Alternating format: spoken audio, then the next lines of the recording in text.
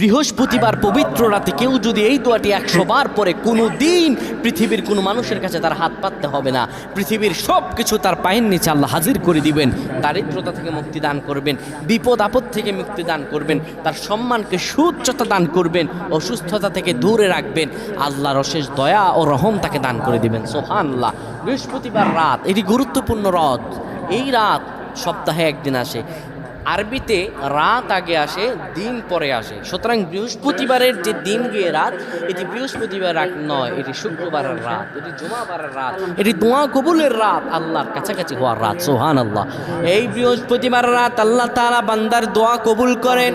কেউ যদি বৃহস্পতিবার রাতে ঈশা নামাজের পরে পবিত্র হয়ে ইয়া হাইয়ু ইয়া হাইয়ু ইয়া হাইয়ু ইয়া রফিয়ু ইয়া রফিয়ু ইয়া রফিয়ু এই দোয়াগুলো পড়তে পারে 100 বার, আল্লাহ রাব্বুল আলামিন তার